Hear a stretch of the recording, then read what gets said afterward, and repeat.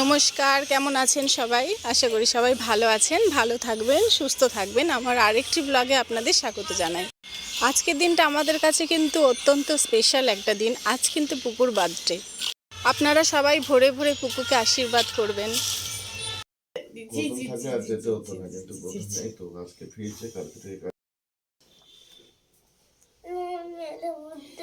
Happy birthday to do. Thank you বলো। Happy birthday বলে thank you বলতে হয় না?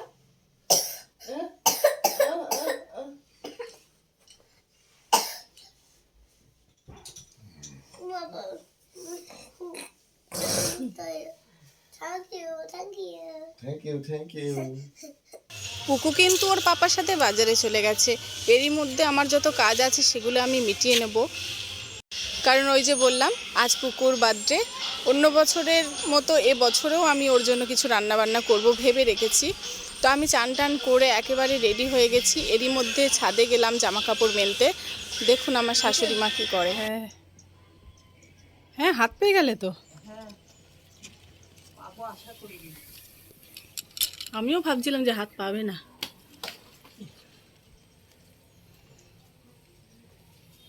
দেখ পূজা কি সুন্দর হয়েছে, কিন্তু কলা বেশি হলো না। না ওরা চলে এসেছে বাজার থেকে। পুকুর পাপা আজকে মাটন এনেছিল। আমার যেহেতু চান করা হয়ে গেছে তাই জন্য মামুনি ধুয়ে দিচ্ছে মাটনটা। আর এনেছিল কাটাপোনা মাছ। ওই মাছের মুড়ো দিয়ে ডাল করব বলেই আমি আনতে বলেছিলাম যে কাটাপোনা মাছ নিয়ে আসবে, তো সেই মাছই এনেছে। ও শোনা, এটা কি কিনে এনেছো তুমি? বন্দুক। ও বন্দুক কিনেছো? আজকে জন্মদিনে তুমি বন্দুক গিফট নিয়েছো? আর ভালো গিফট নিতে পারোনি পাপার থেকে? একটু গুলি করে দাও, গুলি করে দাও একটু দেখি।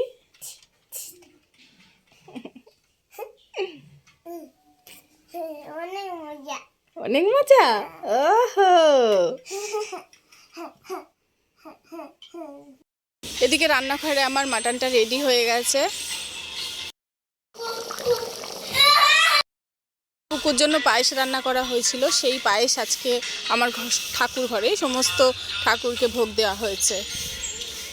আজকে পুজো কিন্তু মামুনিই করেছে, কারণ আমি সময় পাইনি। দেখুন কত সুন্দর করে সাজিয়ে মামুনি পুজো দিয়েছে।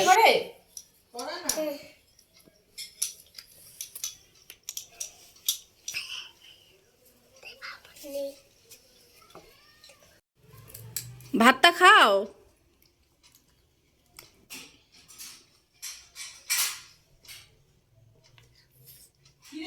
তুই নাববি না, কিচ্ছু কাজ নেই, নেমে পড়। দেখিস কর আমি এই না খেয়ে না, আমরা বেলু করে যাবো তো আজকে। চাপ ধরছে।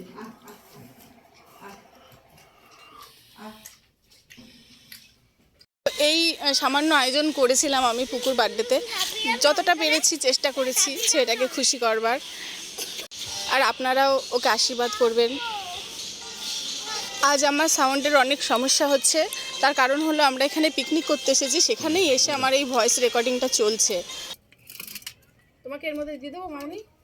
ঝোল দেবো? একটু ঝোল দে ব্যাস, হেবি সুন্দর হয়েছে। আর কিচ্ছু না, আর কিচ্ছু না, শুধু এই ঝোল। জিনিসটা ভালো হয়েছে। দুপুরে খাওয়া দাওয়া সেরে আমরা একটু ঘুমিয়ে পড়েছিলাম। তারপর ঘুম থেকে উঠে সন্ধেবেলা সোজা চলে গেলাম সোনার দোকানে। অনেক দিন ধরে পুকুর উপর হাটটা ছিঁড়ে গেছে, তো এই দিনটার জন্যই আমি ওয়েট করেছিলাম যে কবে আসবে, ওকে গিফট আমি দেব। তো সেজন্যই আমরা চলে গেছিলাম সোনার দোকানে।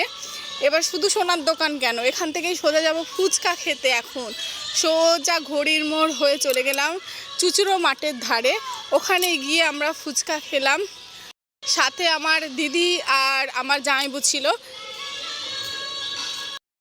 প্রচুর ঠান্ডা হাওয়া দিচ্ছিল বাইরে। ফুচকার জলটা এতটাই ঠান্ডা ছিল, মনে হচ্ছে যেন গরম করে খেলেই ভালো হতো। আর তার উপর দিদিরা এত ঝাল দিতে বলেছে, আর আমার খেয়ে ঝালের যা অবস্থা হয়েছে। গল্প করতে করতে আমরা পৌঁছে গেলাম চুচুড়ো ঘড়ির মোড়ে। ঠিক আছে, ঠিক আছে।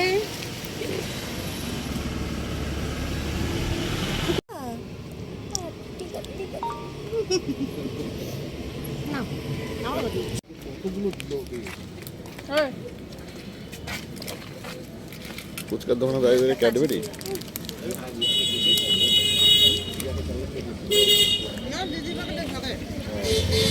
প্রচুর ঝাল লেগে গেছে। আর কিছু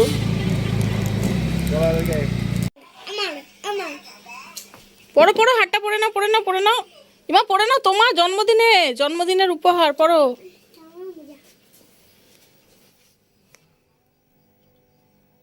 খুলে দিবি না খুলবো।